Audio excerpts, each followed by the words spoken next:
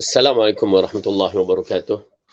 Innal hamdalillah nahmaduhu wa nasta'inuhu wa nastaghfiruh wa na'udzu billahi min shururi anfusina wa min sayyiati a'malina. Man yahdihillahu fala mudilla lahu wa man yudlil fala hadiyalah. Asyhadu an la ilaha illallah wahdahu la syarika lah wa asyhadu anna Muhammadan 'abduhu wa rasuluhu amma ba'du.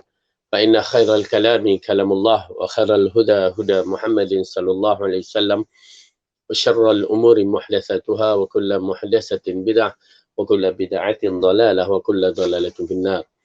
Alhamdulillah, kita rafakkan syukur kita kepada Allah Subhanahu Wa Taala yang mengumpulkan kita semula pada hari ini, merupakan hari yang terbaik, ya, Sayyidul Ayyam, hari Jumaat yang Allah membukakan kita banyak amalan-amalan soleh selain kita berada di dalam bulan puasa, yang mana ianya merupakan bulan yang penuh dengan keberkatan, dengan rahmah, bulan pengampunan yang Allah berikan pengampunan kepada kita untuk bila-bila masa. Hanya kita datang mengadu, insya-Allah, ya, dan Allah membukakan bulan ini sebagai bulan pembebasan di antara hamba-hambanya dari api neraka, dan mudah-mudahan kita termasuk di antara hamba-hambanya yang dibebaskan dari api neraka. Amin ya rabbal alamin.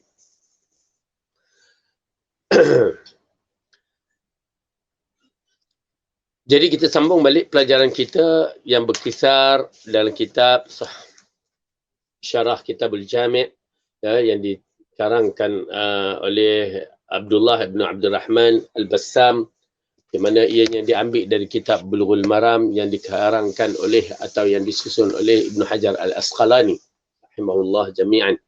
Di mana ianya merupakan di antara kitab-kitab yang penting di dalam pembelajaran kita untuk mencari keridhaan Allah, mencari amalan-amalan yang mana kita dapat lakukan supaya termasuk di kalangan hamba-hambanya beramal dengan amalan yang menepati apa yang Allah nak, apa yang Rasul nak.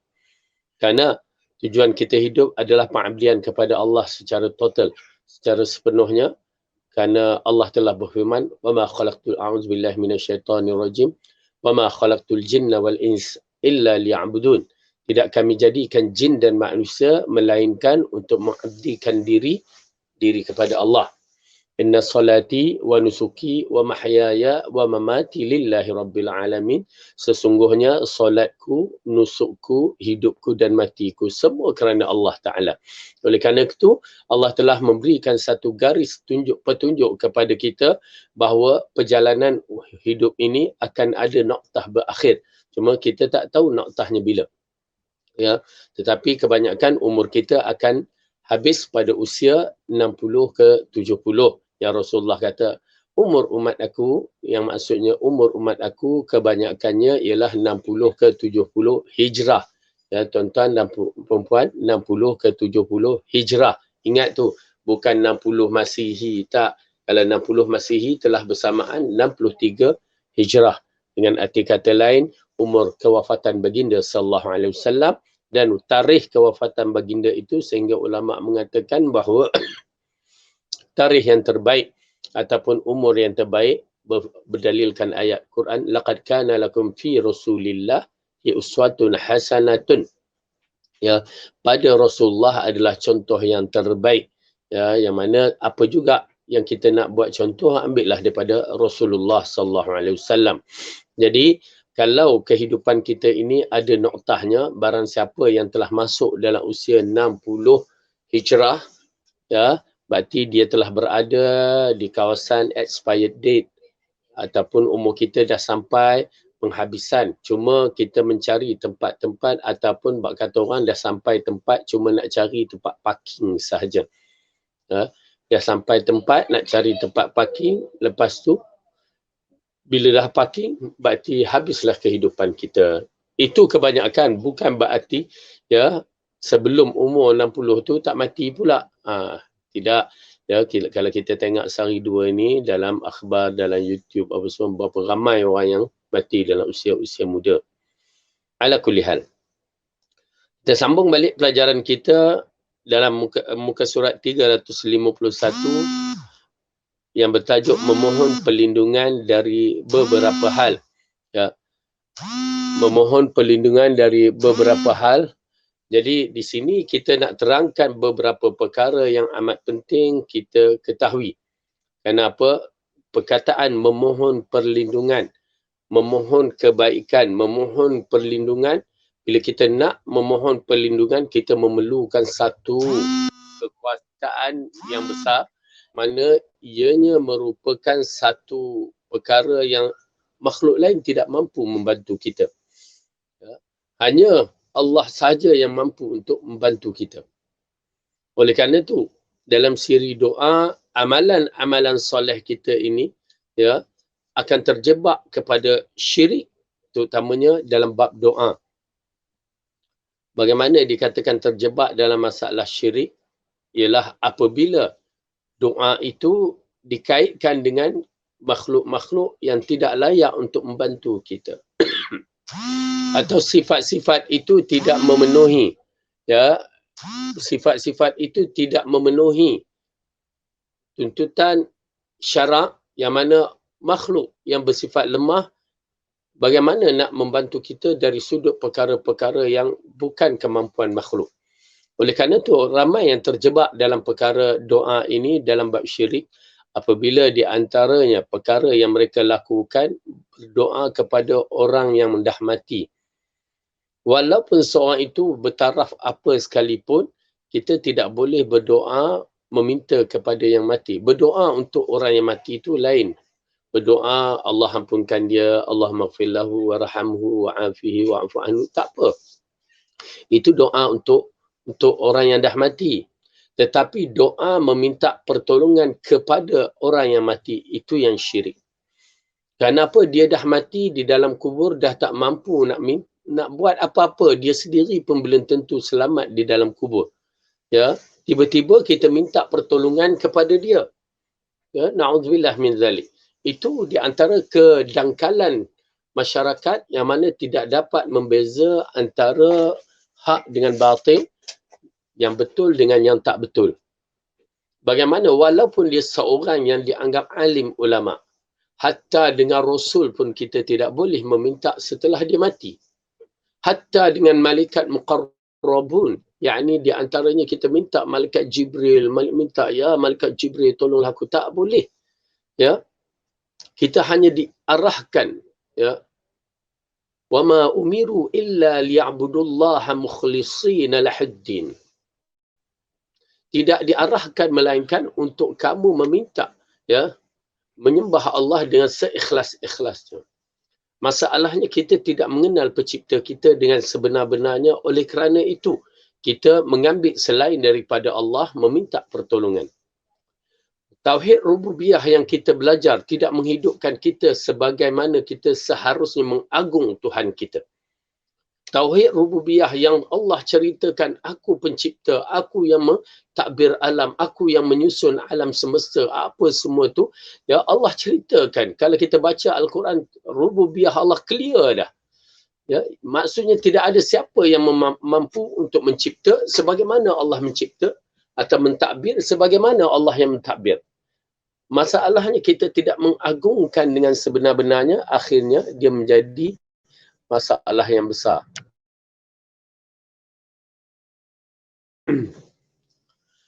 Maka oleh kerana itu, tuan-tuan dan puan-puan yang dirahmati oleh Allah, kena kita berusaha membetulkan akidah kita, kena kita berusaha membetulkan apa dia dari sudut ketauhidan kita kepada Allah, supaya kita tak terjebak dalam masalah syirik. Maka kalau kita terjebak dalam masalah syirik, amalan-amalan, apa juga amalan akan tertolak, apa juga perbuatan akan tertolak, na'udzubillah min zalik. Maka yang rugi adalah kita bila kita bangun di akhirat, apa-apa juga amalan telah hilang menjadi debu yang berterbangan. Baik, sekarang kita masuk hadis yang ke-112. Dari Ibnu Umar, dia berkata, kana Rasulullah sallallahu alaihi wasallam yaqulu, Allahumma inni a'udzubika min zawali ni'matika wa tahawwili afiyatika wa fuji'atin ni'matika wa jami'i sakhatika. Maksudnya, Rasulullah SAW dahulu biasa berdoa dengan mengucapkan kalimah yang kita ucapkan tadi, yang bermaksud, Ya Allah, Aku berlindung kepadamu dari lenyapnya nikmatmu, dari berubahnya kesihatan, dari kematian yang mengejut, dan dari seluruh kemurkaanmu. Ya, ini di antara doa-doa yang mana Rasulullah ajar kepada kita kena minta perlindungan. Ya. Doa-doa yang minta perlindungan ini di antara yang masyhur yang kita tahu bahawa yang dilakukan atau dibaca sebelum kita memberi salam, di antaranya Allahumma inni a'udzubika min azabil qabri wa min azabin nar wa min fitnatil mahya wal mamati wa min syarri fitnati al-masih ad-dajjal. Ya, ini di antara doa-doa yang sabit dalam hadis bagaimana kita diarahkan berdoa. Ya, berdoa meminta perlindungan. Kerana kepada Tuhan sahajalah doa-doa yang begini yang layak kita meminta. Dia sahaja yang mampu untuk memberi dan menolak, memberi kebaikan dan menolak kejahatan.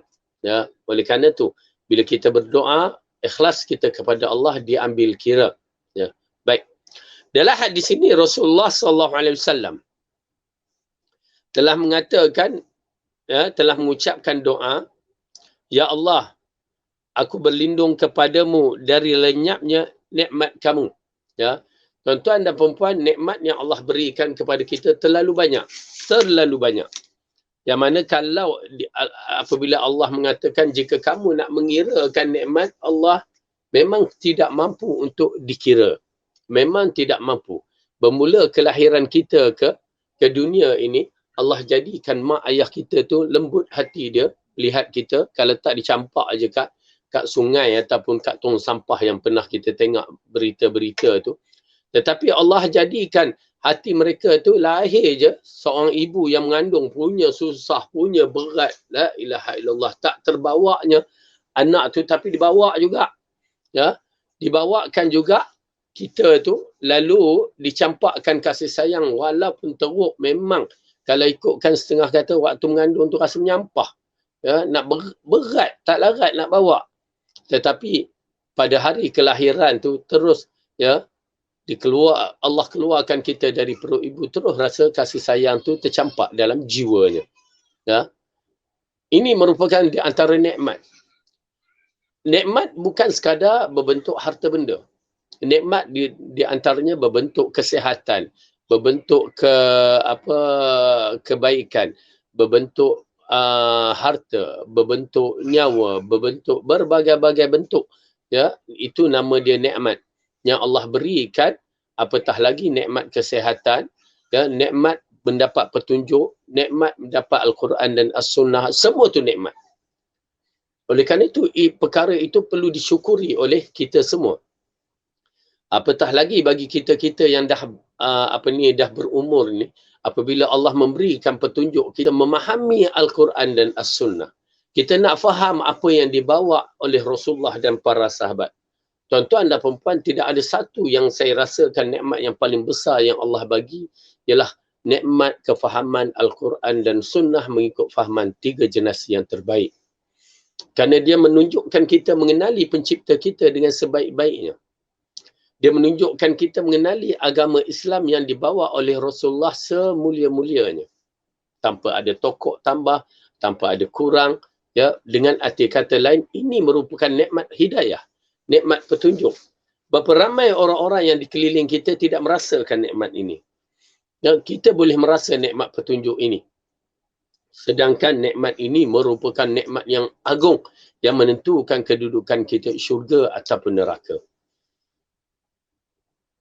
Baik, jadi nikmat ini seperti mana yang para ulama salaf berdoa, alhamdulillah, bersyukur kepada Allah ala sunnah, di atas sunnah, ya, bersyukur. Ini di antara nikmat yang besar bagi mereka yang mencari kebenaran. Alhamdulillah, begitu juga dengan peranan orang-orang kiri dan kanan kita, apatah lagi peranan macam kelas kita Yayasan Ta'lim yang Allah bukakan di kalangan mereka untuk kita mempelajari Al-Quran dan As-Sunnah seperti mana yang diarahkan oleh Allah dan Rasul. Baik, jadi nikmat hidayah di antara nikmat yang besar. Kemudian di antara nikmat yang besar juga termasuk dalam bab ini ialah nikmat kesihatan. Nikmat kesihatan, kalau kita ni tak sihat, ya, segala amalan-amalan kita tak mampu nak buat. Walaupun semangat itu berkobar-kobar, ya, tetapi kekuatan tidak ada, maka kita tak mampu nak buat. Itu semua pertunjuk dari Allah. Kalau dulu sembahyangnya berdiri, dah sembahyang duduk. Kenapa? Nikmat kesihatan. Dah tak larat, sakit lutut lah, sakit pinggang lah. Ya. Kalau dulu boleh berpuasa, ni tak boleh berpuasa sebab apa? Gastrik lah. Ini semua merupakan nikmat kesihatan. Berapa ramai orang yang cuba menyelamatkan diri disebabkan kesihatannya tidak sempurna. Berjuta-juta duit telah dihabiskan demi kesihatan. Oleh kerana itu, nikmat kesihatan. Ini di antara nikmat yang mana Allah berikan, kita tidak perasan kadang-kadang. Ya, bila kita perasan, bila kita ditimpa musibah yang menyakitkan diri kita, maka di situlah kita akan menghargai nikmat kesihatan. Ya. Baik. Kemudian nikmat makan ataupun rezeki, dari sudut rezeki, makan, harta, ya, berapa banyak nikmat yang Allah berikan kita dulu di zaman muda kita, makan, masya-Allah, tabarakallah. Ya, subhanallah, kalau berbuka tu paling kurang nasi biryani, nasi impit, nasi berbagai-bagai nasi. Ya, merupakan nikmat selera tu. Tapi bila dah kena pula dah tua-tua ni, ya, kena pula pantangnya, kencing manisnya, darah tinggi. Jadi nikmat tu Allah tarik sikit. Sampai kita nak makan pun berpilih. Sampai waktu berbuka pun ala kadar je, macam makan di Masjidil Haram je. Ya, makan kurma, makan kuih, yogurt sikit ke, kahwa, ya, ataupun teh, itu je. Ya, subhanallah. Kalau saya dulu, ya, durian tu, ya, 3-4 biji tak menjadi masalah. Tapi sekarang sebiji pun jadi masalah. Sebutir, seulas pun jadi masalah. Ya, subhanallah. Nikmat yang Allah tarik, ya, yang mana ianya merupakan nikmat yang menunjukkan akan berakhirnya usia kita waktu-waktu yang tua. Yang mana kalau kita lihat orang-orang yang dah tua tu, ya, dah sampai melebihi umur 70 tahun, kita akan melihat mereka tak selera makan sebenarnya. Mereka tak selera tu hilang. Allah cabutkan selera tu daripada diri kita. Ya. Kecuali kalau dia ni jenis memang selera mak, kan. Hidang aja, masya-Allah. Hidang aja, masya-Allah. Itu dah masya-Allah kita katakan, Allah bagi kekuatan pada dia. Tapi sifat-sifat sebenarnya makin hari makin tua tu, dia akan menghilangkan nikmat dia. Lidah dia dah lain dah. Ya, bila saya menyaksikan beberapa orang-orang tua, dia hanya nak makan nasi. Kadang-kadang nasi berulamkan, orang kata berulamkan buah mangga yang manis. Itu je. Bagilah apa, dia akan cuba. Lepas tu dia tolak, tak nak. Makan nasi sepinggan dah pun payah, separuh pinggan pun dah payah nak habis.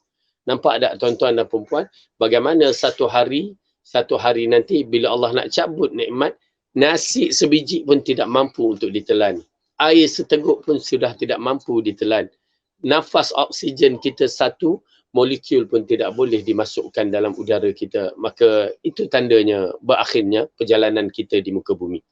Jadi nikmat-nikmat ini perlu disyukuri. Ya, nikmat-nikmat ini perlu disyukuri. Di antara cara mensyukuri nikmat ini ialah dengan ucapan yang pertama, alhamdulillah. Oleh kerana itu dibiasakan ucapan alhamdulillah dalam ala kulli hal, semua perkara. Ya, kerana itu tanda kita bersyukur kepada Allah dan bersabar. Yang kedua, bersabar dengan ujian-ujian yang Allah berikan, ya, dan tahu ada hikmah yang terkandung. Kerana ianya memberikan kita hidayah supaya kita tidak melampaui batas sewaktu kita merasakan nikmat itu telah kurang.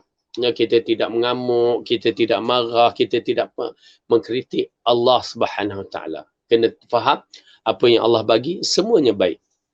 Di dalam hadis yang disebutkan ajabal amrul mukmin itu, pelik kehidupan orang mukmin yang mana ianya tidak dimiliki melainkan orang mukmin sahaja.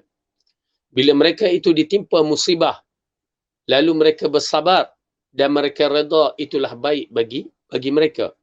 Dan bila mereka diberikan kebaikan, maka dia bersyukur, ya, dan dia redha, maka itulah yang baik bagi mereka. Dan tidak dimiliki sifat itu melainkan orang mukmin. Jadi oleh kerana itu kita berusaha untuk menjadikan sebagai seorang mukmin yang betul-betul mengikut rentak-rentak yang Rasulullah SAW ajar. Ya, kena bersabar dan bersyukur. Oleh kerana itu dikatakan, yang disebutkan bahawa apabila Nabi Ayub, ya, Nabi Ayub alaihissalam diujikan dengan penyakit, lalu isterinya mengatakan, wahai suamiku, ya, mintalah pertolongan kepada Allah, ya, ataupun minta Allah sihatkan. Lalu Nabi Ayub mengatakan, wahai isteriku, berapa lamakah kita telah Allah berikan nikmat? Lalu dikatakan 60 tahun. Ya, berapa lamakah Allah baru uji aku? Baru beberapa tahun. Bayangkan 60 tahun Allah bagi nikmat, baru berapa tahun saja Allah uji. Tiba-tiba kamu sudah mengingkari nikmat Allah, mengingkari, tidak sabar dengan keputusan Allah. Ya, Nabi Ayub ialah Nabi di kalangan Nabi yang sabar. Ya, Nabi yang mempunyai kekuatan dalam menahan kesabaran dengan ujian Allah. Ya. Oleh kerana itu kita menyaksikan kesabaran-kesabaran para Nabi, bukan kesabaran yang boleh kita anggap remeh. Bahkan kesabaran yang perlu kita contohi. Ya. Yang kesabaran Rasulullah SAW sewaktu berada di Mekah, ya, dengan ujian-ujian yang dihadapinya. Ya, subhanallah. Baik. Kemudian dikata dalam bab ini ialah, ya Allah, aku berlindung kepadamu dari lenyapnya nikmatmu. Yakni kita minta Allah jangan hilangkan nikmat yang dibagi, minta berterusan dan dalam keadaan diberkatkan oleh Allah. Ya, kalau kita baca doa ni, maksudnya insya-Allah doa itu diberkatkan, kerana doa ini kita ambil daripada hadis yang disebutkan oleh Rasulullah, hadis yang diriwayatkan Muslim. Maka kedudukan hadis yang sahih ini dijadikan doa, insya-Allah diberkatkan. Kemudian, aku berlindung kepadamu lenyapnya nikmatmu dan berubahnya kesihatan menjadi sakit. Yang ini berubahnya kesihatan aku. Ya. Berubahnya kesihatan aku, ini merupakan satu-satu perkara yang akan menghalang amalan-amalan besar yang boleh kita lakukan. Oleh kerana itu, orang-orang yang di antaranya tidak baik kesihatan, tidak diwajibkan berjihad misalnya. Bahkan kadang-kadang dengan tidak adanya kesihatan, kita menyaksikan amalan wajib menjadi kurang kepadanya cara beramal. Seperti, ya, misalan haji. Ya, haji, kerana disebutkan bagi yang mampu. Yang mampu sama ada keuangan dan kesihatan. Begitu juga dari sudut kita berpuasa bulan Ramadan. Berapa ramai yang tak berpuasa disebabkan masalah kesihatan. Sedangkan amalan puasa ini adalah satu amalan wajib yang Allah suka kita melakukannya. Tetapi bila sudah sakit, ya, sebagai ujian, maka Allah, ya, mengurangkan ataupun meringankan baginya untuk beramal. Dan begitu juga dalam solat, bila orang yang sakit dibagikan rukhsah, ya, seperti kalau dulu, kalau seorang tu boleh solat berdiri, lepas tu dah sakit, dah tak boleh solat berdiri, maka duduk. Dah tak boleh solat duduk, maka baring. Ya. Dah tak boleh baring, tak tahulah solat bagaimana lagi kalau dah tak boleh baring. Ya. Menerap ke apa ke, tak. Ya, al-muhim, apabila seseorang itu dia berhadapan dengan sakit, maka segala-galanya akan berkurang. Orang yang nak pergi jihad pun dia tidak boleh berjihad kerana dibenarkan dia duduk di rumah disebabkan masalah kesakitan dia. Sedangkan amalan jihad di antara amalan-amalan yang terbesar di dalam Islam yang boleh mengimpakkan amalan ganjaran pahala yang begitu banyak, ya, begitu hebat. Bahkan fadilat mujahid ataupun orang yang mati syahid, ya, fadilatnya terlalu besar. Baik. Kemudian Rasulullah mengatakan, mendoakan dari kematian mengejut. Dari kematian mengejut. Yakni kita minta lindung kerana apa, tuan-tuan dan perempuan yang dirahmati oleh Allah? Bila seseorang itu dikatakan mati mengejut, berarti dia tidak dalam persiapan. Ya, dia tidak bersiap sedia untuk bertemu dengan Allah. Jadi bila dia tidak bersiap sedia untuk bertemu dengan Allah, maka dengan arti kata lain bahawa dia akan berhadapan dengan masalah yang besar. Persiapan itu seperti istighfar, bertaubat kepada Allah, dia tak ada. Ya. Apa lagi? Ya, amalan-amalan soleh pun tak dan. Tak sempat. Planning yang dibuat hanya tinggal planning.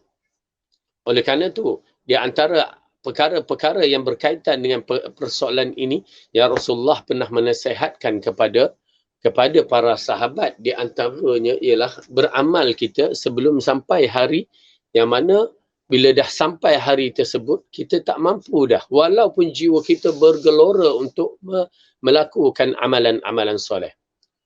Itu yang disebutkan di dalam surah Al-Munafiqun di antaranya. Ya, ayat yang ke-10 itu menceritakan bagaimana kedudukan orang-orang yang di alam nazak. Alam nazak itu meminta Allah tangguhkan kematian. Kita di sini, kita tak rasa macam nak perlu ditangguhkan kerana kita seolah-olah tidak menghargai usia kita yang berlalu.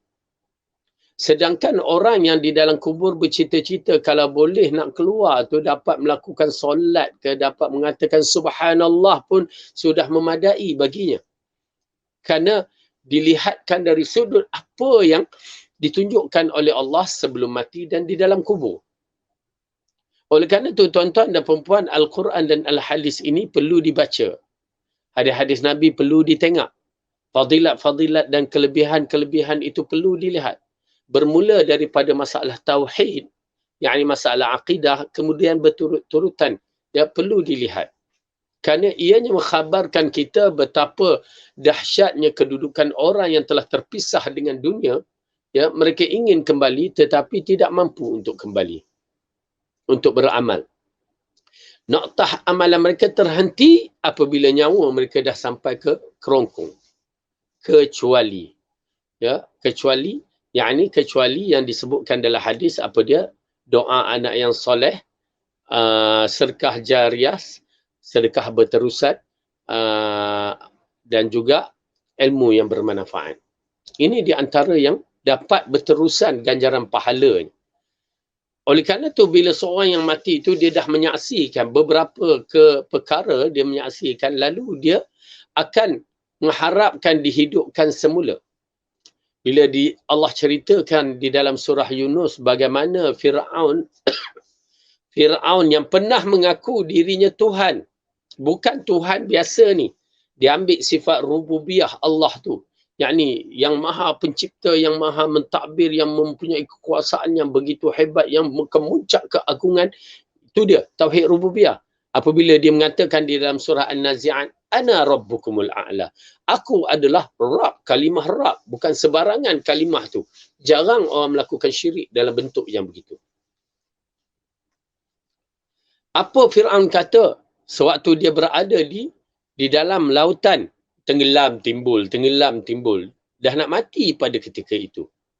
Apabila roh sudah sampai di kerongkong, tuan-tuan dan perempuan, dua tempat taubat tidak akan diterima. Yang pertama, apabila roh telah sampai di kerongkong. Kerana apa? Kerana dia telah digambarkan. Seolah-olah digambarkan amalan-amalan soleh apa yang kita lakukan tu silap. Maka barulah dia teringat tentang amalan-amalan yang perlu dilakukan. Dan di dalam Al-Quran dalam surah Al-Munafiqun tadi Allah mengatakan apa? Mereka bercita-cita, wahai Tuhan, tangguhkan kematianku agar aku dapat bersedekah. Ya, seolah-olah kalimah sedekah itu ditunjukkan memainkan peranan seorang itu akan mati dalam husnul khatimah. Dan melakukan amalan soleh, berbagai amalan termasuk istighfar untuk dihapuskan dosanya. Fir'aun berhadapan dengan masalah. Di dalam surah Yunus Allah menceritakan apabila dia hampir tenggelam, yakni bila kita sebut tenggelam, air dah masuk ke hidung, ke mulut, ya, dah masuk ke dalam ni, dia tenggelam timbul. Lalu dia sewaktu tenggelam timbul, kalau kita ni tenggelam timbul, tolong kan. Waktu tu minta tolong pada orang. Tetapi dia tak ada menyebut kalimah tolong. Apa yang disebut? Ya, aku beriman dengan Tuhan Bani Israel. Dan aku termasuk di kalangan orang Muslim. Kalau ikutkan, roh dah sampai ke kerongkong, yang mana taubat diterima, maka Fir'aun diterima taubatnya. Tetapi bila roh dah sampai ke kerongkong, taubat telah tidak diterima. Kerana telah dinampakkan siri-siri amalan-amalan kita yang terbaik, ya, maka nampak tak? Fir'aun nampak akidah, masalah tauhid itu adalah amalan yang terbaik, lalu dia mengatakan, aku beriman dengan Tuhan Bani Israel. Dan Allah. Ya. Dan aku di kalangan orang muslimin. Dikira? Tak dikira. Dalam surah Ghafir, Allah ceritakan Fir'aun dan tentera-tenteranya diazab di alam barzah itu, api neraka datang. Ya, itu dia kedudukannya di alam barzah Fir'aun. Oleh kerana itu, taubat tidak diterima yang kita katakan, pertama, bila nyawa dah sampai ke kerongkong. Yang kedua, bila matahari terbit sebelah barat. Kerana bila matahari terbit sebelah barat, semua orang akan beriman. Ya, tak logik matahari terbit sebelah barat, tapi dia terbit. Maka di situ mereka tahu bahawa akan berlaku bencana besar, akan berlakulah segala-gala yang Allah janjikan. Waktu itu Allah kata mereka beriman. Tapi iman mereka tidak bermanfaat langsung. Amalan soleh yang kita buat sebelum ajat kerongkong dan amalan soleh yang kita buat sebelum terbitnya matahari, ya, di sebelah barat adalah diterima oleh Allah. Menggerunkan, tuan-tuan dan perempuan, menggerunkan. Bangun-bangun tidur, tengok, lah, kenapa matahari ini? Dari mana terbit? Ya, jangan sampai begitu. Cuma ada perbahasan sedikit para ulama yang mengatakan, adakah terbitnya matahari itu ataupun di antara tanda-tanda kiamat besar seperti munculnya Dajjal, turunnya Isa, muncul Ya'juj wa Ma'juj, munculnya binatang yang boleh berkata-kata, termasuk dalam perkara yang disebutkan taubat tidak akan diterima. Namun yang paling rajah yang saya lihat daripada perbahasan ulama adalah jika matahari terbit sebelah barat. Ya, namun begitu jangan tunggu matahari terbit sebelah barat, ya, baru kita nak bertaubat. Aku nak bertaubat lah, esok aku nak bertaubat. Tiba-tiba esok tak bangun dah. Ya, bertaubat hari ini. Berapa ramai yang bercita-cita, ya, saya pernah berjumpa dengan seorang, ya, perempuan tu dia kata, saya nak pakai menutup aurat pada usia saya 27 tahun. Waktu tu dia baru dalam umurnya 20 tahun. Ya. Bagaimana nak kamu boleh menjaminkan bahawa kamu akan hidup sampai 27 tahun? Ya. Itu masalahnya. Kita tak mampu untuk menjaminkan. Hatta kalau kita katakan aku akan hidup esok, entah malam ni Allah cabut nyawa kita. Tak dan. Oleh kerana itu, ya, kita beristighfarlah banyak-banyak, ya, sebelum ajal kita sampai. Okey, ini di antara perkara yang menggerunkan, ya, bila kita kesihatan kita Allah uji ataupun dengan kematian yang mendadak begini menakutkan. Kita lihat berapa ramai yang mati mendadak seperti COVID-19 ini termasuk dalam perkara yang mati mengejut. Wabak adalah bentuk mati mendadak. Siapa sangka? Bukan sekadar naik kereta, bawa-bawa, pom, accident kan. Mati mendadak. Ya, mati mendadak. Tengah duduk tepi jalan raya, tiba-tiba kereta lalu. Mati mendadak. Mat motor, naik motor, prek, pom, accident, mati mendadak. Dan kadang-kadang kita lihat banyak mati-mati yang mengejut. Baru ni kita tengok mati. Satu family dalam kereta, 9 orang mati. Ya, mendadak. Kita tak sangka benda-benda yang begini. Ya, bukan mati di atas katil, duduk-duduk. Itu pun kadang-kadang pun mati. Mendadak. Tak tahu. Hanya Allah yang mengetahui dalam bab ini. Ya, kita minta, ya, supaya Allah ampunkan dosa kita.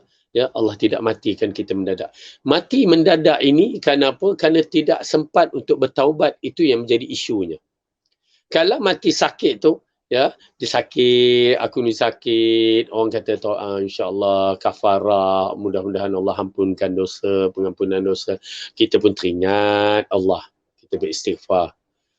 Ya, sakit kan, istighfar, aku dah nak mati agaknya kan. Kita tahu kan. Lepas tu kita sihat, lupa kejap Allah. Allah, aku tak mati lagi rupanya kan. Itu kita lah terpulang kepada kita. Tetapi Allah Rasulullah mengajarkan kepada kita supaya kita tidak kita berdoa, kita tidak mati dalam keadaan mengejut. Bila mati dalam keadaan mengejut itulah berbagai-bagai isu yang akan berlaku. Kita meninggalkan warisan dengan harta-harta yang tidak dibagi, tak apalah, ada faraid tu, ya, dan lain-lainnya. Okey, baik. Kemudian, dan dari seluruh murkamu, ya, wajami' wajami' sakhatika, dan dari segala kemurkaanmu. Na'udzubillah, kita minta lindung. Ya, dalam bab ini kita minta lindung Allah memurkai kita walaupun sekelip mata yang dikatakan tarfatul ain.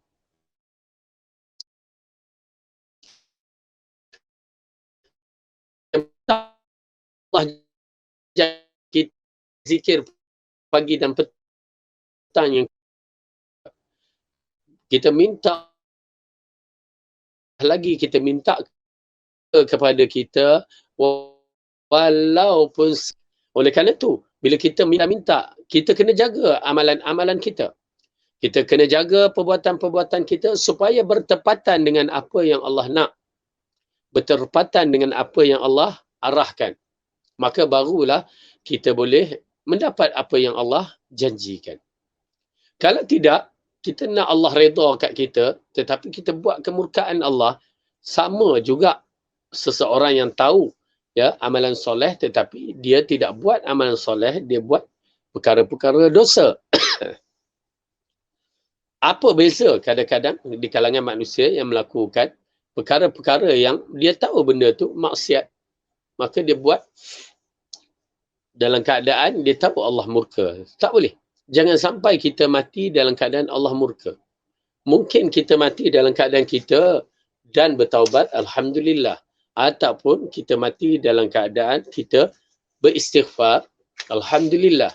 Ataupun kita mati masih lagi dalam keadaan kita mencari keredaan Allah, alhamdulillah. Ya, jadi tuan-tuan dan puan-puan kena berhati-hati di dalam amalan-amalan kita supaya kita tidak termasuk di kalangan orang-orang yang dimurkai oleh Allah. Na'udzubillahirob. Ya. Jadi bulan Ramadan ini adalah bulan istighfar, banyakkan istighfar. Ya, kat mana aja tempat, insya-Allah astagfirullah, astagfirullah. Dan istighfar penuh penghayatan itu diambil kira. Ya. Penghayatan penuh dalam siri istighfar, kita tahu apa yang kita sebut dan kita tahu apa yang kita minta dan kita agungkan Allah ni, nak latihkan. Ya, bagaimana kita nak meletakkan Allah dalam jiwa kita ni, penting sangat-sangat untuk mengagungkan Allah. Baik. Dari Abdullah bin Umar berkata, kana Rasulullah sallallahu alaihi wasallam yaqulu, Allahumma inni a'udzubika min ghalabatid daini wa ghalabatil aduwi wa shamatatil a'da. Maksudnya Rasulullah sallallahu alaihi wasallam pernah berdoa kepada Allah, ya Allah, aku berlindung kepadamu dari hutang yang menumpuk. Ya, dari hutang yang menumpuk, dari tekanan musuh dan dari musibah yang mengembirakan musuh-musuh. Ya, hadis yang diriwayatkan oleh An-Nasa'i. Okay. Ini di antara doa-doa Rasulullah sallallahu alaihi wasallam. Jadi kandungan hadis ni, kita telah cuba tengok kandungan hadis, dia gabungkan dua hadis ini berkaitan dengan apa yang kita minta tadi. Pertama, kedua hadis ini berisi doa-doa Nabi yang mulia, iaitu permohonan termulia kerana mengandungi makna yang agung dan pengharapan yang besar meskipun kalimatnya sangat singkat. Ya, yang mana doa yang Rasulullah ucapkan itu kebiasaannya simple tetapi maknanya menyeluruh. Ini memang sifat Rasulullah yang Allah berikan kepadanya, untuk yang dikatakan untuk memberikan kalimah yang pendek tetapi maknanya menyeluruh. Ya, itu sifat, memang sifat Rasulullah bila berbicara. Ya. Kemudian kedua doa Nabi, ya Allah aku berlindung kepadamu dari lenyapnya nikmatmu, semua ini berada di tangan Allah dan dialah zat yang memberi dan maha mencegah. Tiada yang sanggup merubah keputusannya kerana memohon perlindungan dari lenyap nikmat kepadanya merupakan satu kewajipan yang tidak bisa ditawar. Ya, dengan arti kata lain, ya, kita memohon permintaan yang mana Allah telah tetapkan kepada kita supaya kita tidak hilang nikmat-nikmat yang diberikan kepada kita. Kemudian, kebanyakan lenyapnya nikmat kerana perbuatan dosa. Ya, ini di antara perkara yang jarang orang tahu, bahawa nikmat itu akan hilang disebabkan dosa-dosa. Kesan-kesan dosa, dia boleh menjadikan sebuah negara, ya, itu akan hancur. Oleh kerana itu, negara yang ada riba, macam kita ni, negara kita ada riba tak? Ya, subhanallah, kalau tengok bangunan-bangunan bank adalah di antara bangunan yang tertinggi. Ya, ada riba. Negara-negara yang ada arak. Ya, kita bukan ada arak je, bahkan ada tangki arak dekat Shah Alam sana tu. Ya, kat PJ tu. So besar-besarnya. Ya. Dan negara yang ada zina, pelacuran yang banyak. Ya. Maka ini di antara negara-negara yang bersifat dengan sifat yang layak untuk Allah turunkan azab. Ataupun negeri-negeri yang layak untuk diturunkan azab. Kerana apa? Dosa itu adalah penyakit. Dosa itu adalah wabak yang perlu dihapuskan. Kalau tidak, ya, terutamanya dalam masalah akidah, masalah syirik. Kalau kita menyaksikan di kalangan para nabi yang berdakwah sebelum azab-azab itu turun, ya, adalah penyeruan kepada tauhid yang bersih. Tauhid yang bersih, amalan yang bersih. Semua, kalau kita baca Al-Quran, kita menyaksikan Nabi-Nabi menyeru kepada kaumnya supaya kembali kepada tauhid yang bersih. Kerana amalan-amalan yang rosak pada masyarakat kita ini bergantung kepada tauhid kita yang bersih ataupun tidak. Akidah kita ini bersih ataupun tidak.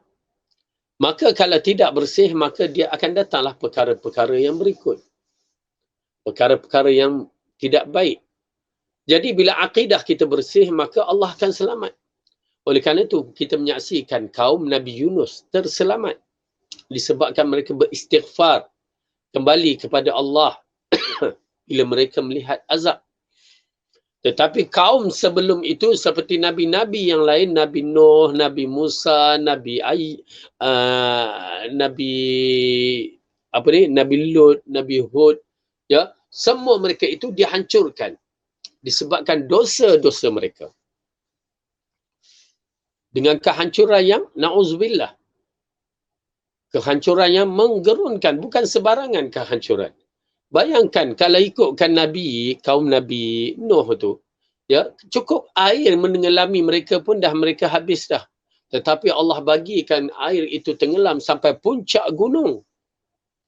Berarti, ya, ke atas sana melebihi daripada 3 ke 4 kilometer naik air itu, ya, yang mana kalau ikutkan memadai macam tsunami yang pernah berlaku pada zaman kita dahulu.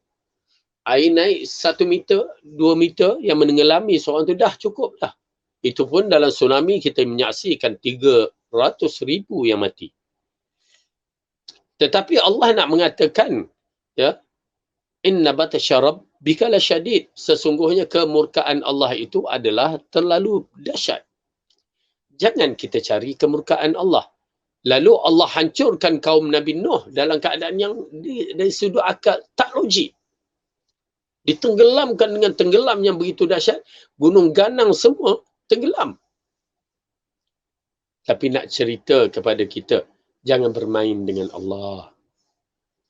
Bagi orang yang beriman, memahami tentang ketauhidan Allah, ya, rububiyah Allah dan uluhiyah Allah, dia tidak akan bermain-main.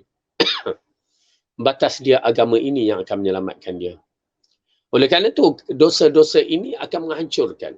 Apabila satu hari Madinah bergegar, ya, pada zaman Saidina Umar, lalu Saidina Umar bergegas naik ke atas mimbar, panggil penduduk Madinah, wahai penduduk Madinah, apa dosa yang telah kamu lakukan? Tu. Ucapan yang pertama Saidina Umar kata apa dia? Apa dosa yang telah kamu lakukan sehingga kan berlakunya bergegarnya di Madinah. Nampak tak? Tuan-tuan dan puan-puan, ini merupakan satu benda yang para ulama ataupun orang-orang yang bertakwa dia melihat dari sudut dosa. Kita tak nampak. Kita kata fenomena alam semata-mata. Tetapi bagi orang yang beriman menyaksikan itu adalah dosa. Walaupun di akhir nanti peristiwa kiamat nanti Madinah akan bergegar 3 kali. Ya. Namun di sini dalam bab ini kita menyaksikan apa yang dikatakan oleh Saidina Umar bahawa dosa-dosa ini boleh menyebabkan ya bergegarnya suatu tempat. Dan begitu juga kalau hujan tidak turun, di antaranya sebab dosa-dosa yang dilakukan oleh manusia. Ya. Kalau mengikut penduduk Madinah satu ketika dahulu, mereka bila hujan tak ada, tak turun, mereka akan melakukan istisqa, solat meminta hujan. Mereka meminta hujan kepada Allah, ya. Bila mereka tak ada lepas je solat, hujan insya-Allah mula, awan dah berkumpul. Itu satu ketika dahulu. Tetapi semenjak-menjak ni, kata orang, ya, bahawa bila mereka melakukan solat, sekali hujan tak turun. Sehingga kadang-kadang 2-3 kali barulah hujan turun. Dengan arti kata lain, bahawa dosa-dosa itu menghalang mustajabnya doa-doa seseorang itu. Ya, jadi namun begitu kita berusaha untuk menjaga diri kita supaya kita tidak melakukan dosa. Kebanyakan lenyapnya nikmat kerana perbuatan dosa sehingga tidak hairan jika di dalam hadis ini juga ada permohonan agar terhindar dari perbuatan dosa. Sesuatu yang menyebabkan lenyapnya nikmat atau kurniaan Allah Ta'ala. Allah Ta'ala telah berfirman dalam surah Rum, telah nampak kerosakan di dalam dan di lautan, di daratan dan di lautan kerana perbuatan-perbuatan manusia. Ya, ini di antara ayat yang menyatakan bahawa kerosakan-kerosakan ini berlaku di antaranya adalah disebabkan perbuatan-perbuatan tangan-tangan manusia. Kita saksikanlah apa yang berlaku sehari dua ni, ya, di Malaysia Allah sedang uji berbagai-bagai ujian, ya, dengan hujan banjir, ya, tenggelam sana, tenggelam sini, tempat yang tak pernah tenggelam pun tenggelam, ya, macam kita di sini di Ulu Langat, ya, lepas tu kita menyaksikan di Pahang, kita menyaksikan di Shah Alam, kita menyaksikan di Melaka. Satu tempat yang kita tidak jangka. Ini disebabkan kerosakan-kerosakan tangan manusia. Di antara perkara yang manusia tidak tahu, yang mana kerosakan itu seharusnya mereka kena belajar. Seperti Gunung Ganang, dia tidak boleh diterokai sesuka hati. Bukit Bakau, Gunung Ganang tidak boleh diterokai sesuka hati. Rumput-rumput ataupun tumbuh-tumbuhan, ya, pun tidak boleh dipotong sesuka hati. Oleh kerana itu apabila berlaku, ya, Gunung Ganang itu ditaraknya, dikuasainya, ditanam, kononnya ditanam, nak suburkan juga, ditanam, tukar sistem penanaman dia, pergi daripada hutan simpan ditukar dengan durian king misalnya. Itu semua tanda-tanda untuk menghancurkan. Kerana kedudukan Bukit Bakau ini adalah dijamin dalam Al-Quran, ia diberkati. Suatu benda yang diberkati. Maka bila diberkati, jangan pandang remeh. Maka kita menyaksikanlah, ya, kerakusan sebahagian manusia untuk mendapatkan kepentingan, sanggup menggadaikan nyawa manusia yang lain. Auzubillah. Ini kerosakannya. Kerosakan yang dilakukan oleh manusia. Tuan-tuan dan puan-puan, pernah satu ketika macam negeri Selangor pernah berlaku ketiadaan air, kekurangan air di Empangan. Sedangkan hujan lebat Tetapi hujan tidak masuk ke dalam empangan. Ya, satu ketika dahulu yang disebarkan dalam akhbar. Hujan lebat tapi tak masuk dalam empangan. Ini juga di antara tanda-tanda dosa-dosa kita. Dosa-dosa manusia.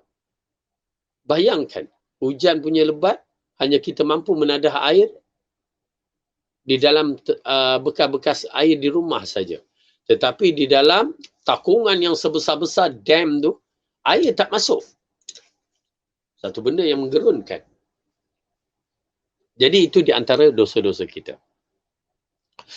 Ketiga, doa Nabi dan berubahnya kesihatan memohon perlindungan agar Allah tidak mengalihkan kesihatan kepada selainnya. Memohon kepadanya agar nikmat ini tetap tercurah, iaitu nikmat keselamatan di mana ianya mencakupi kesihatan agama, badan, masyarakat, keluarga dan harta. Dengan permohonan diharapkan seluruh yang disebutkan tadi tetap dalam keadaan selamat dari segala hal yang bisa melenyapkan atau menghancurkan. Ya, kesihatan. Kesihatan. Macam kita berhadapan dengan kesihatan masyarakat COVID berlaku. Dan juga kesihatan masyarakat kita, bagaimana kedudukan masyarakat kita. Ya. Jadi oleh kerana itu, tuan-tuan dan puan kita saksikan. Ianya merupakan satu nikmat yang besar. Kesihatan, nikmat yang besar. Kelima. Keempat, doa Nabi dari kematian yang mendadak, kematian yang datang tiba-tiba tanpa didahului dengan peringatan dan tanda-tanda sehingga tidak ada waktu lagi untuk persiapan. Ya, seperti mana yang saya sebutkan tadi. Yang mana kita tak ada nak siap, tiba-tiba mati mengejut. Ya. Kalau mati dalam keadaan kita melakukan amalan soleh, dalam berpuasa, dalam bersembahyang ataupun bersedekah, kan? Ataupun amalan soleh apa saja, insya-Allah mudah-mudahan kita termasuk dalam orang yang dihusnulkan khatimah. Matikan dalam keadaan mati khatimah. Seperti mana buku yang saya karangkan, ya, di antara buku yang saya karangkan itu ialah Khazanah Syurga. Yang mana dalam buku itu menerangkan di antara sifat-sifat husnul khatimah secara umum dari perkataan Rasulullah sallallahu alaihi wasallam. Banyak. Jadi kita beramal. Ya, beramal dengan amalan-amalan tersebut. Kemudian kelima, doa Nabi dan dari seluruh kemurkaanmu, permohonan ini untuk sesuatu yang bersifat umum setelah sebelumnya tertentu, iaitu memohon perlindungan kepada Allah dari segala perbuatan buruk yang menyebabkan Allah murka. Seluruh maksiat dan dosa secara umum, baik yang diharamkan atau meninggalkan sesuatu yang diwajibkan. Okey. Kemurkaan ini terbahagi, kalau ikut pembahasan ini, kemurkaan ini terbagi kepada dua.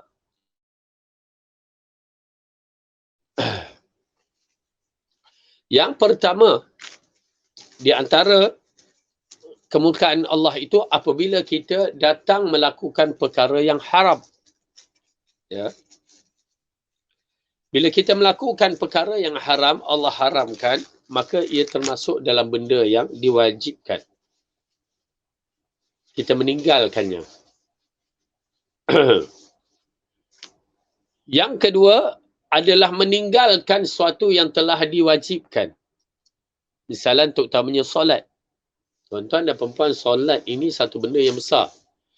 Kita tak solat, kita berpuasa. Tak ada nilai di sisi Allah. Puasa Ustaz. Kerana apa? Solat itu penentu dia. Kita solat, kenapa? Dalam hadis Rasulullah mengatakan membeza antara Islam dan kafir itu adalah solat. Tak ada dalam hadis mengatakan beza antara Islam dengan kafir itu adalah puasa. Tak. Tapi solat. Sehingga ulama mengatakan jika tinggal solat, ya, dia boleh terjebak dalam masalah kekafiran. Itu dia dahsyatnya. Tidak ada ulama yang membahaskan tentang tinggalnya solat termasuk dalam dosa-dosa besar. Itu tak ada. Memang semua tahu itu dosa-dosa besar. Di antara dosa yang paling besar selepas syirik kepada Allah. Tetapi menjadi khilaf hanya kafir ke tidak. Itu sahaja. Menunjukkan kedudukan solat itu tinggi. Orang berpuasa tapi tak solat. Puasa tidak ada nilai. Orang solat tapi tak puasa. Ya, dia termasuk dalam kabair, dosa besar. Itu pasal pada para jemaah, ya, jemaah haji dan umrah. Saya alhamdulillah bawa balik ni, ya. Kadang-kadang kita melihat setengah tu mereka tidak mengambil berat tentang terhadap solat. Oi, kita nak buat umrah, masya-Allah, umrah Ramadan apa semua kan. Tapi tang mana tang kapal terbang tu? Dalam kapal terbang tu kadang-kadang ada yang tak solat. Kita qada lah. Macam mana tu? Macam mana kita berurusan dengan Allah? Kalau kita berurusan dengan manusia pun dalam hal-hal penting, tunggulah kita akan marah. Ini kan pula dalam urusan yang besar. Solat. Umrah dengan solat, mana yang lebih besar? Solat. Solat adalah perkara yang besar. Bayangkan naik kapal terbang, alhamdulillah saya naik kali ini Saudi Arabia. Mana kapal terbang tu ada tempat solat. Dan menarik sekali, dia ada kompas dia kan. Kompas melalui TV tu. Ya. Dia tunjuk kompas. Jadi kadang-kadang sembahyang begini. Tengok keadaan. Kalau kadang menghadap ke arah sana, mengikut kiblat. Ya, mengikut kiblat. Alhamdulillah. Dan agak selesa lah bagi saya duduk atas kapal terbang tu. Selesa lah. Kan ada tempat solat. Tetapi para jemaah, terutamanya kita tengok waktu yang paling masalah adalah misalnya saya bertolak pukul 2 pagi. So dalam pukul 4.50 tu di waktu Jeddah adalah waktu solat. Maka kita, okey tak apa. Kita naik tu, alhamdulillah 2.30 departure. Dan sampai di tengah jalan, announcement daripada pilot mengatakan, okey, sekarang dah masuk waktu subuh di tempat yang lalu tu, waktu itu kalau tak salah saya berada di area Burma. Ya, area Burma ke area ni. Okey, ala kulihat. Jadi kita bersegera kerana waktu subuh tu kan kita berada di atas langit tu dia agak laju kerana penerbangan kapal terbang tu terbang dengan kelajuan 900 km sejam. Ya, 1000 km sejam. Jadi laju. Jadi kita solat. Tetapi di kalangan jemaah, ada yang tak solat. Itu yang kita rasa kecewa. Zuhur asar mungkin kita tiba je, kita boleh jamakkan ya, di KLIA yang sampai pada pukul 4.30 tu, kita boleh jamakkan dengan zuhur asar. Tetapi subuh tu yang menjadi isu. Ya, tuan-tuan dan perempuan tahu tak, bila kita tinggalkan solat tu, umrah kita tidak ada nilai. Kita tinggalkan solat, umrah itu tidak ada nilai. Oleh kerana itu, fattaqillah, takut kepada Allah. Kita nak mengejarkan benda-benda yang sunat, kita tinggalkan yang wajib. Maka beratlah. Berat sangat-sangat. Baik. Jadi, perkara yang termasuk dalam bab berdosa ini, apabila kita tinggalkan yang wajib, kemurkaan Allah akan datang. Dan wajib simple, sikit je. Rukun Islam 5 perkara tu adalah di antara yang wajib. Lepas tu adalah lain-lain sikit-sikit tu. Ya, hanya nak menunaikan kewajipan. Okey. Yang keenam. Doa Nabi, ya Allah, aku berlindung kepadamu dari hutang yang menumpuk. Yang hutang yang tidak mampu dilunasi oleh si penghutang. Sedangkan hutang yang masih bisa diusahakan, pelunasan tidak termasuk cakupan doa ini. Ya, jadi kita minta berdoa kepada Allah bagi mereka yang ada hutang. Ini di antara kaedah-kaedah yang perlu kita tahu bagaimana untuk menyelesaikan hutang. Siapa yang berhutang, maka hukumnya kena bayar. Dan jika dia mampu untuk bayar, dia tak nak bayar, berdosa. Ya. Dan jika dia tidak berusaha untuk membayar pun, ianya termasuk dalam perkara yang berdosa, menyakiti hati orang mukmin dan tidak menunaikan haknya. Oleh kerana itu berhati-hati tuan-tuan dan perempuan dalam bab hutang. Di antara masalah juga hutang ini jika tidak dijelaskan, roh kita tidak akan melepasi langit pertama. Dengan arti kata lain, kalau tidak melepasi langit pertama itu, kita termasuk dalam golongan orang fasik, orang munafik, orang kafir yang tidak melepasi. Sedangkan kita orang yang beriman. Dan Rasulullah tidak mahu sembahyang kepada orang yang berhutang. Sehingga seorang di zaman dia, seorang yang menjaminkan, lalu dia sembahyang. Sembahyang mayat katanya. Berarti nilainya terlampau hina. Dan sehingga Rasulullah dikatakan tidak membenar orang yang berhutang untuk pergi jihad fi sabilillah yang fardu kifayah itu. Ya, dikatakan selesaikan masalah hutang. Ini satu benda yang besar. Tetapi orang memandang remeh. Dan hutang ini berbahaya kerana dia akan mengikatkan seseorang. Ya, bila kita saksikan bagaimana seorang itu berhutang, dia akan terikat, rasa bersalah, rasa berbagai-bagai. Ya, rasa malunya, tapi ada juga orang yang berhutang tak erti malu. Ya, dia dah berhutang, dia buat aja. Allah bagi petunjuklah. Ya. Allah akan balas. Jika tujuan dia nak menyakit orang ataupun dia mampu bayar tetapi dia tak nak bayar.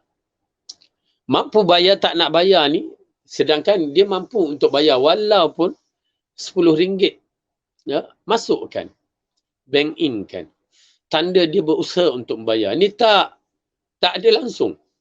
Bahkan orang yang memberi hutang itu pula yang menadah tangan, ya, menadah tangan, minta, seolah-olah dia pula yang berhutang. Jadi oleh kerana itu, tuan-tuan dan puan-puan, memang tidak dinafikan.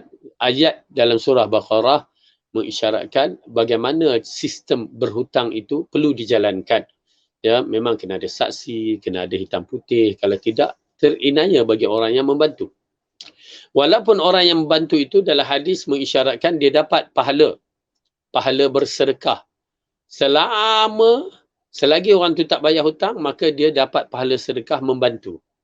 Ya, dia membantu. Tetapi bila Allah menyebutkan dalam bab ini hutang dalam keadaan yang hina ini, maka ianya perlu dijauhkan. Oleh kerana itu jangan biasa berhutang, apatah lagi kita ni hutang-hutang kita, hutang bank yang ada ribanya, ya, susah kita dibuatnya. Kenapa? Riba itu yang berbahaya, yang menaikkan segala-galanya. Ya, sehingga kan kita dah bayar punya banyak macam tak bayar. Kan bengang tu, ya, kan sakit hati tu, dah bayar tapi mungkin lewat tarikh dia sehari, terus dikatakan macam tak bayar, kamu kena bayar bunga sebanyak ni. Sakit. Ya, sakit. Maka di antara perkara yang boleh menyelesaikan hutang, pertama jangan berhutang. Melainkan terdesak. Maksud terdesak, bukan nak terdesak sangat nak beli kereta BMW. Itu bukan terdesak. Ya, belilah kereta kecil-kecil sikit. Exia ke. Tak nak BMW. Itu kalau kita berhutang, luar kemampuan kita, bersalah. Hutang rumah kan. Ya, nak beli rumah banglo 3 tingkat. Banglo 3 tingkat pula. 4 tingkat. Ya, yang ada lift dalamnya. Itu hutang menyakitkan kita. Ya, belilah rumah-rumah yang kemampuan kita. Jangan kerana nak tunjuk pada orang, kita nakkan benda-benda yang besar. Itu masalah ego dalam jiwa kita, nak menunjuk pada orang sanggup berhutang. Oh, ni nak raya ni, nak kena beli cushion. Ya, dah sakit dah. Tak boleh. Berhutang dari sudut nak makan, nak tempat tinggal, ya, yang bersesuaian keadaannya, maka itu mungkin. Tetapi melebihi, melampaui tidak dibenarkan. Kerana dia akan menyakitkan kita. Kemudian, yang kedua, cara nak menyelesaikan hutang ialah, tadi yang pertama, jangan berhutang. Yang kedua, berdoa kepada Allah. Ya Allah, aku nak selesaikan hutang aku, murahkanlah rezekiku. Ya, Allah akan bantu. Ya, Allah akan buka rezeki dan cuba bayar hutang. Ya, meminta dan cuba bayar hutang walaupun sedikit. Ketiga, di antara untuk mendapatkan menyelesaikan hutang, berusaha untuk menambahkan ekonomi kita, berusaha untuk menambahkan ekonomi kita dan kita bayar sikit. Dan keempat, di antara untuk menambahkan menyelesaikan masalah hutang, bersedekah. Ini yang orang tak nampak kan. Bersedekah, biar betul. Ya. Tuan-tuan dan perempuan, bila Allah katakan dalam surah Al-Baqarah bagaimana harta itu bersedekah berkembang sampai kemuncaknya 700 peratus nilaian yang berkembang itu, kita tak ambil perhatian. Bila Allah yang mengatakan, dia tidak pernah berkata melainkan kebenaran sahaja. Begitu juga Rasulullah bersabda, tidak lain melainkan benar saja. Kita imankan dalam hati kita. Maka buat. Tidak akan menambahkan, Rasulullah kata, tidak akan tidak akan menambahkan sedekah itu melainkan kebaikan, kekayaan. Sedekah tidak pernah mengurangkan melainkan kebaikan. Dan sedekah itu tidak pernah menyebabkan orang itu menjadi miskin. Cubalah tengok dalam sejarah ummah. Ya, sejarah ummah seperti Saidina Osman, ya, bila dia menginfakkan harta bukan calang-calang, jutaan, bilion pun. Dalam perang Tabuk saja dia telah menginfakkan begitu dahsyat 700 ekor unta, 300 ekor kuda perang. Tahu tak seekor unta pada waktu itu nilaiannya terlalu mahal. Kuda perang. Mungkinlah unta kita ambil lah Exia sebiji lah. Harga dalam lebih kurang 25,000. Seekor. Ini 700 ekor. Kuda perang ambil lah sebiji. Seekor kuda perang. Harganya BMW. 300 ekor. Bukan main-main. Tapi kita tak pernah mendengarkan Allah Saidina Osman bankrupt. Tak pernah. Dahsyat. Bahkan menjadikan harta dia kaya raya sehingga sampai sekarang pun orang kata wakaf Osman misalnya kan. Begitu sekali kekayaannya, melonjak-lonjak. Kita je yang takut. Kenapa? Asyaitanu ya'idukumul faqra wa ya'murukum bil fahsya. Allah katakan dalam kisah infak dalam surah Baqarah tu, syaitan menjanjikan kemiskinan dan dia menakut-nakutkan kita. Ya. Dan menakut-nakutkan kita supaya melakukan kejahatan. Apa kejahatan itu? Tidak membayar zakat, tidak memberi sedekah. Itu dia takutkan kita. Saya ingat lagi mak saya cakap bersedekah Allah akan bagikan tambah-tambah tu. Mula-mula saya tak. Yalah waktu kecil waktu tu. Kita cuba. Sedekah. Yalah sedekah RM1. Lepas tu tak lama dapat RM4-5. Waktu kecil-kecil dulu. Ya, bila dengar tu nak cuba. Bila sedekah, ada je yang kita dapat dari tempat-tempat yang tidak disangka.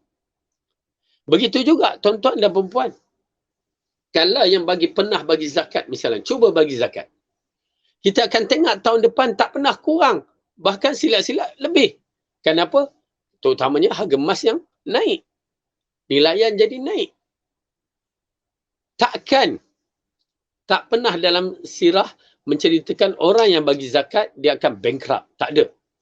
Ini dia kedudukan keuangan bagaimana nak suburkan. Dalam bab sedekah terutamanya kita menasihatkan bagi anak-anak muda ni, ya, mak dan bapa jangan ditinggalkan. Kerana kepada mak dan bapa itu ada keberkatan. Bagi je sikit. Mak ayah tak nak duit kita tu. Kalau dia ada kerja ataupun ada pencen apa, tak nak. Tapi bagi. Bagi. Apa salahnya? Dhu qurba. Adik-beradik kita yang mana kita nampak dhaif, bagi. InsyaAllah lah. Ya, Allah akan bagi kepada kita. InsyaAllah. Allah akan bagi dan takkan kita miskin. Okey, telah kan bercerita bab itu. Ya, macam saya sendiri, kami Darul Quran Al-Wildad ya, ataupun sekolah tahfiz kami ni ya, sedang membuat pembangunan baru untuk membina surau, membina sekolah ya. InsyaAllah kita mengalu-alukan siapa yang nak bersedekah atau berwakaf kepada kita ya.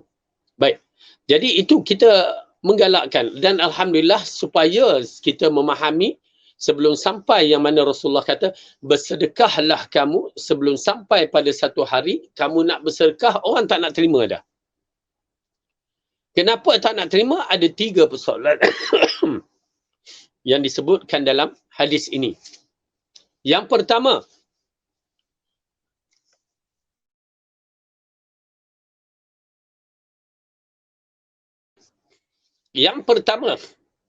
puncanya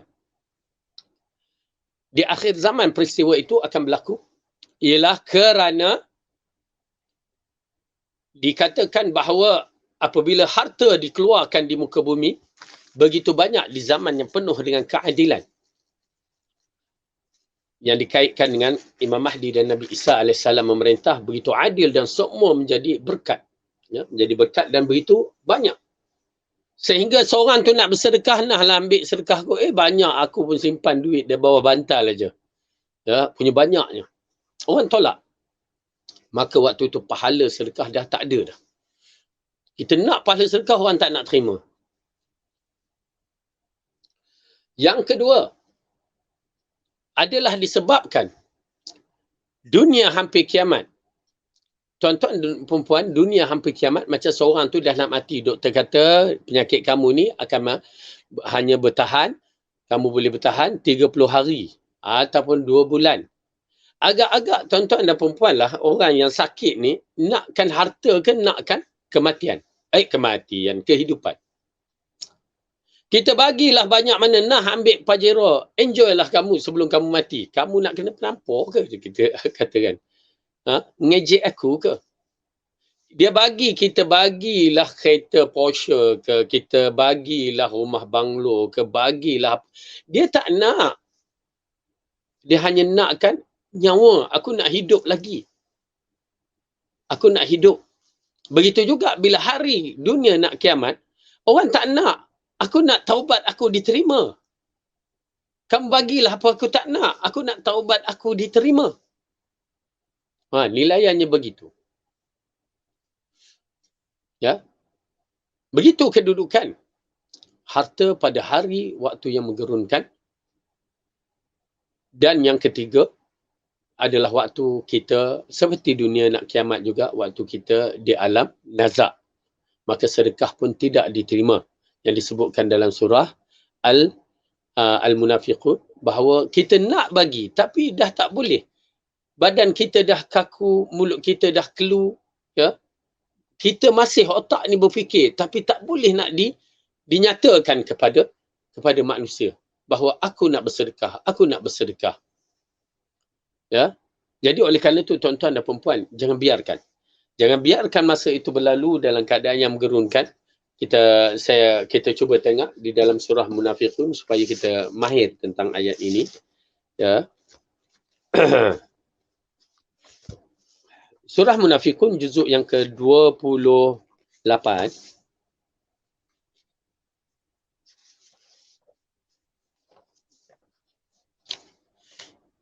Surah yang ke-63. Muka surat 555. Ayat yang ke-10. A'udzu billahi minasy syaithanir rajim. Wa anfiqu mimma razaqnakum min qabli an ya'tiya ahadakumul maut fayaqula rabbi laula akhartani ila ajalin qarib fa asaddaqa wa akum minas salihin. Dan infakkanlah sebahagian dari apa yang telah kami berikan kepadamu sebelum datang kematian kepada salah seorang di antara kamu. Lalu ia berkata, ya Tuhanku, mengapa engkau tidak menangguhkan kematianku sampai waktu yang dekat yang menyebabkan aku dapat bersedekah dan aku termasuk orang-orang yang soleh. Ya, dalam ayat ni mengisyaratkan orang-orang yang dah nak mati ni, dia mengharapkan kepada Allah supaya ditangguhkan kematian dia, ya, supaya dia dapat bersedekah dan menjadi orang yang soleh. Waktu hidup punya panjangnya Allah bagi 20 tahun, 30 tahun, 40 tahun, 50 tahun, 60 tahun, 70 tahun. Tak pernah berangan nak jadi orang yang soleh. Tak pernah berangan nak bersedekah. Dan ayat ini juga mengisyaratkan seolah-olah bersedekah itu di antara sifat husnul khatimah. Ya, akan mempertahankan dia, mempermudahkan kematian dia menjadi kematian yang husnul khatimah. Dia minta Allah tangguhkan, tetapi adakah peluangnya? وَلَنْ يُؤَخِّرَ اللَّهُ نَفْسًا إِذَا جَاءَ أَجَلُهَا وَاللَّهُ خَبِيرٌ بِمَا تَعْمَلُونَ. Dan Allah sekali-kali tidak akan menangguhkan kematian seseorang apabila datang waktu kematiannya. Dan Allah Maha mengetahui apa yang kamu kerjakan. Dengan arti kata lain, ya, hanya tinggal angan-angan, kita tak mampu untuk bersedekah pada ketika itu. Ya, na'udzubillah. Jadi insya-Allah, tuan-tuan dan puan-puan, rajinlah kita bersedekah, bantulah sesama kita, bantulah umat Islam dan juga jadikan ia di antara amalan-amalan, terutamanya di bulan Ramadan yang begini, ya, sebagai amalan yang terbaik untuk kita menjanakan ganjaran pahala yang besar di sisi Allah. Dan insya-Allah mudah-mudahan harta tuan-tuan dan puan-puan yang membantu, terutamanya kami sekolah tahfiz, ya, yang sedang membina ni, kita sama-samalah kita bantu. Wallahu sawab. Jadi insya-Allah mudah-mudahan Allah berikan kita jalan yang terbaik untuk menjadi hamba-Nya yang terbaik, dan Allah terima amalan kita di bulan Ramadan dan banyakkan beristighfar. Aqulu qawli hadza wa astaghfirullahu li wa lakum. Wassalamualaikum warahmatullahi wabarakatuh. Subhanakallahumma wa bihamdika.